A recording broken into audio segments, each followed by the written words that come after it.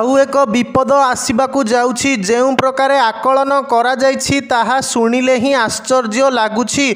ओडिशा 1971 भली महाबात्यार सामना करिबो बोली चर्चा हेउछि। लुणा पानी माड़ी आसिबा सहित शह शह चाष जमी क्षतिग्रस्त हेबा नै जना पड़िछि। सचेतन न रहिले हजार हजार लोक मरीजिबार मध्य संभावना रहिछि। 1971 मसीहारे ओडिशा जेमिति बात्यार सामना करिथिला सेमिति होई पारे। सचेतन न रहिले मरीजिबे हजार हजार लोके।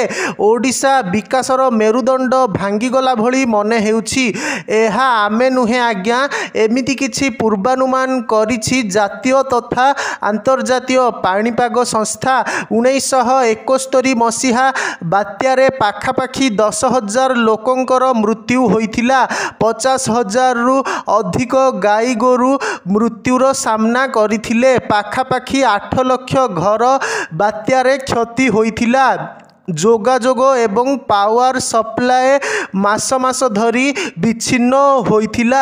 जदि देखिबा एही बात्या 1999 मसीहा महाप्रलय ठारू कम बेगरे होइथिला किंतु अधिक प्रभावित होइथिला। सूचना मुताबक जातीय तथा अंतर्जातीय पाणीपाग संस्था पक्षरु एक गवेषणा करा जाइथिला जेउथिरे आश्चर्य कला भली तथ्य सामना को आसीछि। जेउथिरे जना पड़िछि कि देशर 96 जिला रही बात्या प्रवण। समुद्र कूलरू 100 किलोमीटर को नहीं एही संख्या निर्णय करा जाइछि। ओडिशार 7 जिला गंजाम, पुरी, जगतसिंहपुर, केन्द्रापड़ा, बालेश्वर, भद्रक और खोर्धा जिला।